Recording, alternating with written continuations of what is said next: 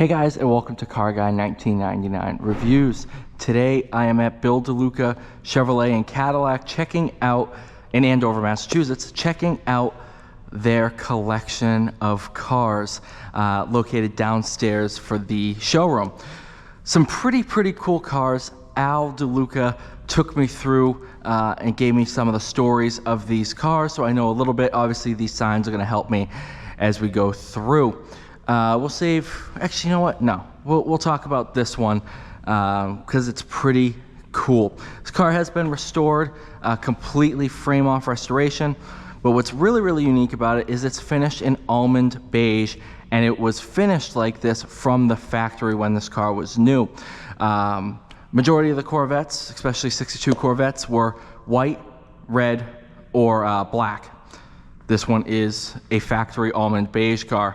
Very cool car, very unique, and 300 miles since restoration. Pretty darn cool. Is it an auto? Nope, 4-speed manual.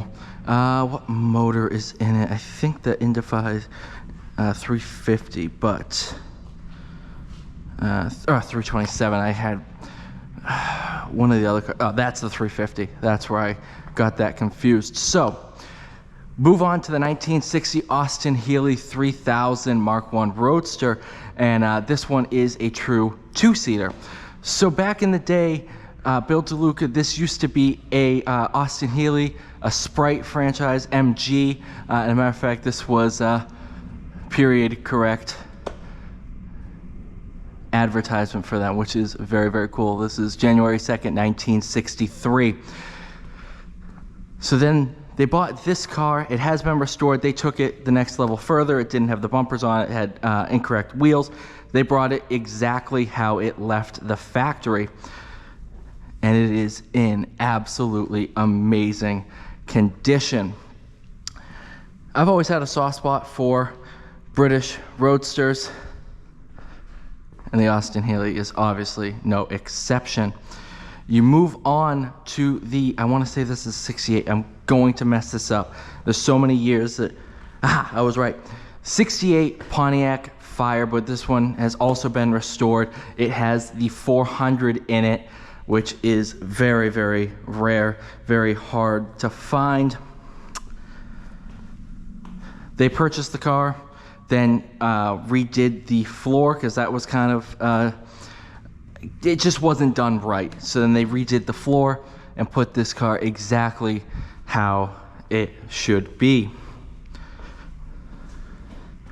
That was back when the fuel door was behind the car, in the rear of the car. This one is kind of really, not kind of, it is absolutely amazing. This is a 56 Cadillac 4-door sedan DeVille Model 62. But what it also is completely unrestored. This car has 3,700 original miles on it, and it has never been restored. The paint, the seats, everything is exactly how it left the factory. And when you see the interior of this car, I love, they were advertising power brakes back then. This has never been touched. Exactly how it left the factory. Might even be original tires. I'm not gonna stretch on that because tires from 56 wouldn't really exist anymore. But yeah, that is very cool. And this is my second time filming this, so I'm probably gonna miss a couple things, but this is a copy of the original window sticker. So $4,600 in 1956. You might be like, $4,600 for a brand new Cadillac? Yeah, no. Back in 1956, the average new car cost about $1,000 to $2,000. Your luxury cars were $2,500 to $3,000. This would have been the equivalent of a Rolls-Royce Phantom in today's age, if not more. Let me see actually what this works out to be.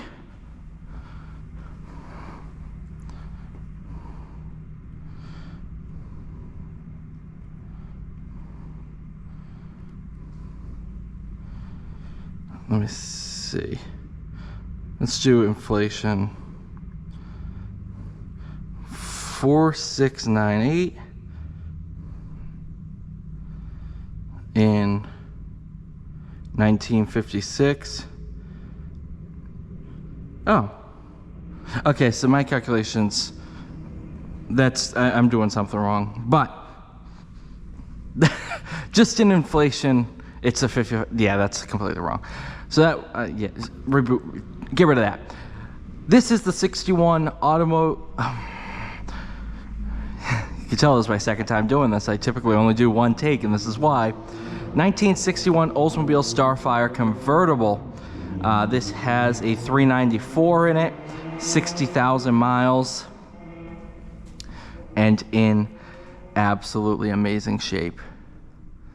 I just love period cars. They don't make interiors like this anymore, and they can't, because this can't exist with today's crash tests. And they were pieces of art. They were rolling, it was rolling elegance. I mean, you can't have this anymore, especially in Europe, because of pedestrian safety. And it's funny, you can kind of see the styling cues that carried on to your iconic 57 Chevy Nomad. Obviously part of the Tri-5 collection. Tri-5, 55, 56, 57 refers to your Bel Air and Nomad cars.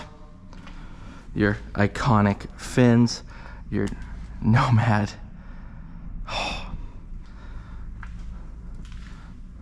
This one has been a complete frame-off restoration, put together exactly how it would have been at the factory.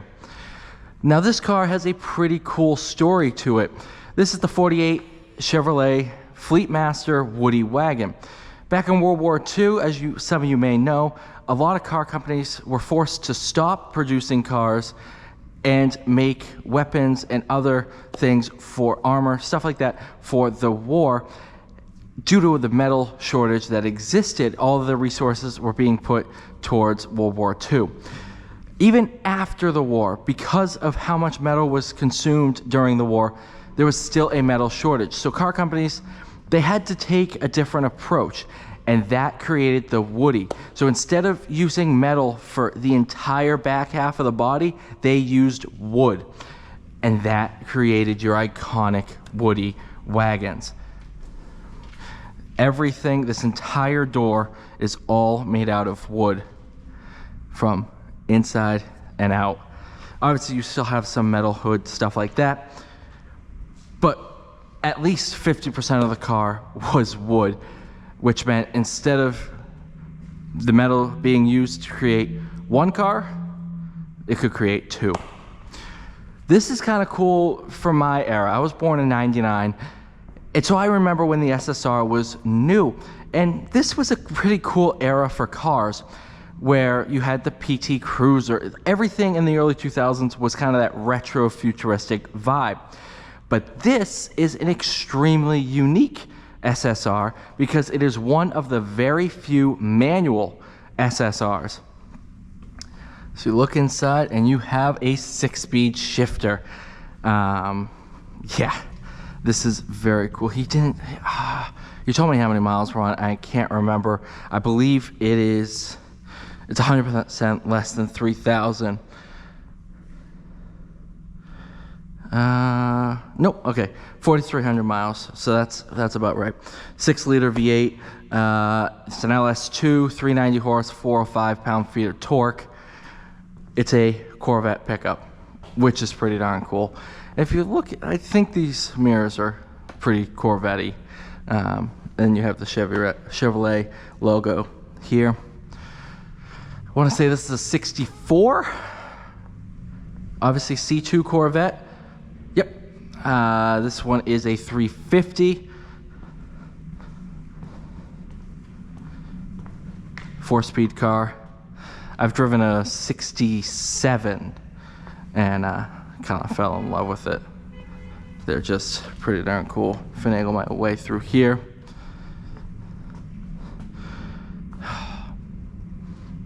Very, very cool. And then you have something yeah, you might not have ever heard of. This is the Willys Jeepster. So when the original Willys Jeep was made, this is a 49, that was exclusively for military use. So they said, okay, we've kind of perfected this. Why don't we make something for everyday consumers? And that's exactly what this is. Car has been restored. It's not completely original, but pretty darn cool nonetheless. Another unique car. This is a C3 pace car. I can't remember the year off the top of my head. A 78. Which, okay, first of all, it's an authentic pace car. Has the L82 in it. But that's not what is really. So this is the 209th pace car. 21,000 miles original. Love that badge. No, what makes it really, really cool is it's a manual. So not many pace cars were manuals. And this is one. I believe he was telling me it was less than 300 or so that were manuals, and especially compared to what exists today. We'll finish off the collection with a car that is essentially 100 years old, and this is the 1926 Chevrolet Superior sedan. Yeah, this one has been restored as well, not original, but take a look at this. Just, you know, completely different from how cars are made today, but to kind of show what 100 years has gotten you. This is where we started. Obviously, you guys are familiar with the Model T, everything like that, but this just, I think it's a good way to kind of finish off this collection, is to show what 100 years looked. 100 years ago, this is what cars looked like, and to show you exactly how far we've come. There's a couple cars missing that are at events, stuff like that, that will be located down here.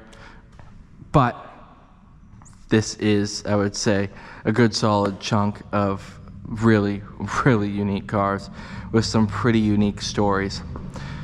Thank you, Bill Deluca and Al Deluca, as well as Michael Deluca, Mike for setting all this up, Al for taking me through the tour, and Bill Deluca for having the location. Very, very cool collection.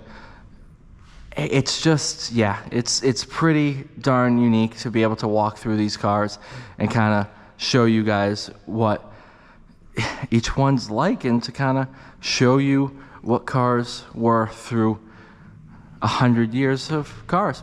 Thank you all so much for watching. Please like, share, subscribe, and I'll see you all in the next one.